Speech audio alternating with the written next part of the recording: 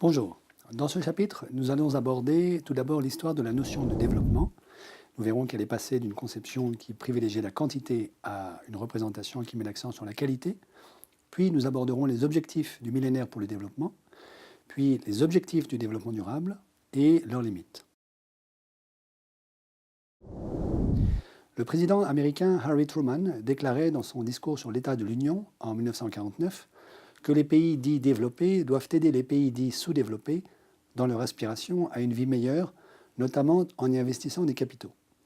Cette déclaration s'inscrit à l'évidence dans le prolongement d'une vision surplombante de l'Occident, héritée du XIXe siècle.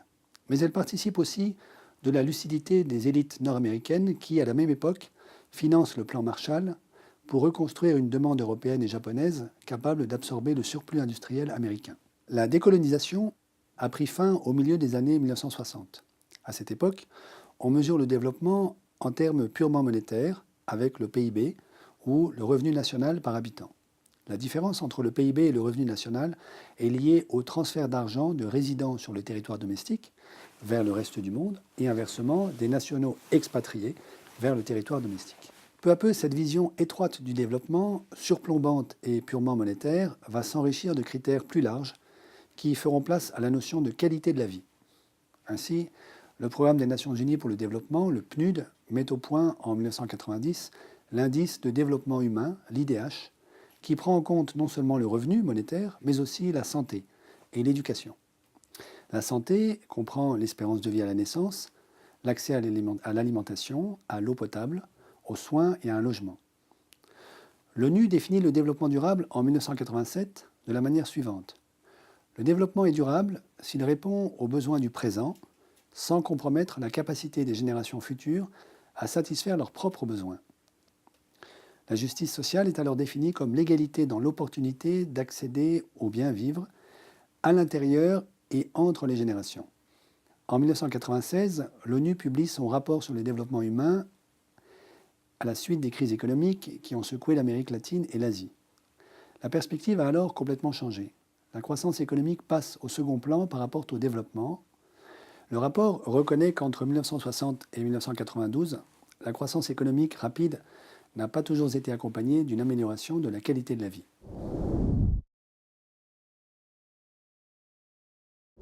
Les États membres des Nations Unies et les organisations internationales, dont les banques de développement, se sont fixés en l'an 2000 les objectifs du millénaire du développement à atteindre pour 2015.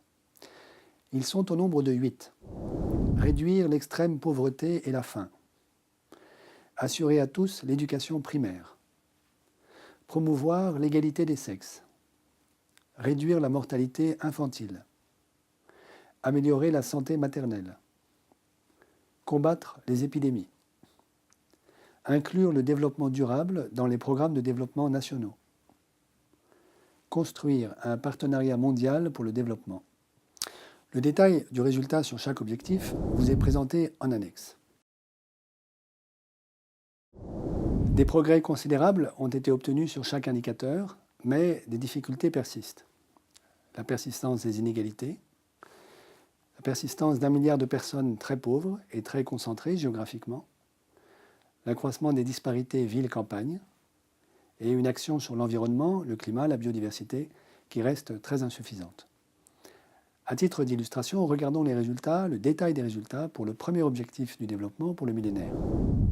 Le premier objectif du développement pour le millénaire concerne l'éradication de l'extrême pauvreté. L'extrême pauvreté a diminué de façon significative au cours des 2 dernières décennies. En 1990, comme vous pouvez le voir, près de la moitié de la population des pays en développement vivait avec moins de 1,25 $ par jour, et cette proportion est tombée à 14% en 2015. Au plan mondial, le nombre de personnes vivant en situation de pauvreté extrême a diminué de plus de moitié, passant de 1,9 milliard en 1990 à 836 millions en 2015. Les progrès ont essentiellement eu lieu depuis 2000 et en Chine. Le nombre de personnes dans la classe moyenne active, vivant avec plus de 4 $ par jour, a presque triplé entre 1991 et 2015. Ce nombre représente maintenant la moitié de la population active dans les régions en développement, par rapport à seulement 18% en 1991. La proportion de personnes sous-alimentées dans les régions en développement, enfin, a baissé de près de moitié depuis 1990, passant de 23,3% en 1990-92 à 12,9% en 2014-2016. Le détail des résultats pour l'ensemble des objectifs de développement pour le millénaire se trouve en annexe de ce chapitre.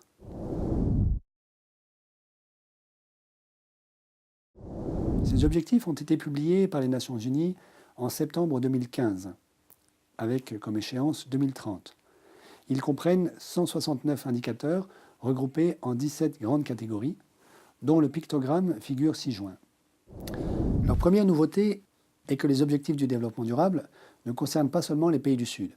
Ces indicateurs sont conçus en effet pour être mesurés selon la même méthodologie dans tous les pays du monde.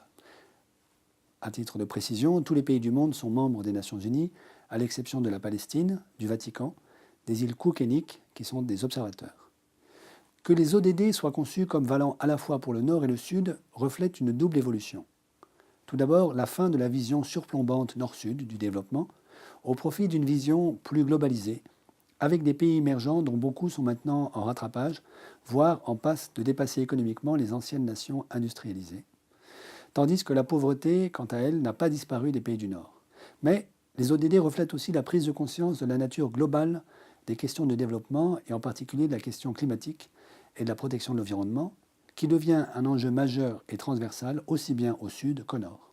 La seconde nouveauté des objectifs du développement durable est qu'ils désignent des processus davantage que des états stationnaires.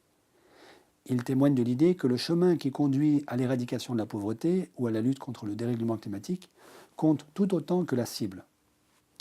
La troisième nouveauté tient au fait que la communauté onusienne reconnaît l'unité profonde entre les 17 objectifs du développement durable.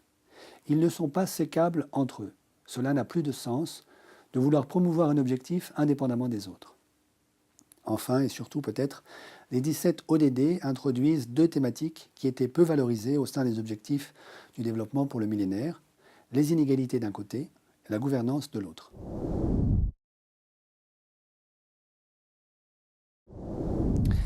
Examinons à présent les limites des objectifs de développement durable. Comme tout indicateur chiffré, la qualité des ODD dépend de la qualité de leur collecte. Un bon indicateur est un indicateur dont la terminologie et le mode de collecte sont adaptés au terrain sur lequel cette collecte se réalise. En pratique, les objectifs du développement durable sont alimentés en priorité par des sources statistiques nationales qui malheureusement ne sont pas toujours fiables et qui sont encore moins harmonisées entre les pays. La gouvernance par les nombres, qui peut sembler possible grâce à l'évolution rapide des technologies d'information, ne saurait se substituer au gouvernement de la réalité et peut parfois masquer ou déformer celle-ci. Le nombre total d'indicateurs, 169, et l'absence de hiérarchie entre eux ont été critiqués. À l'évidence, la communauté internationale est en quête d'une boussole pour s'orienter à l'intérieur du très grand nombre d'objectifs qu'elle s'est assignés.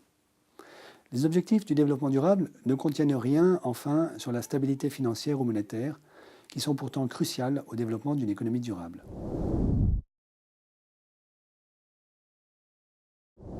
La mission de l'AFD, l'Agence française de développement, met l'humain au centre de l'objectif de développement dans ses trois dimensions. Transformer le développement économique en progrès social pour tous, intégrer l'environnement au cœur des modèles de croissance, développer harmonieusement les territoires. L'AFD est pionnière pour faire de la protection de l'environnement une priorité, puisqu'elle est aujourd'hui l'agence de développement qui consacre la plus grande proportion de ses financements à des co-bénéfices climat, 50%.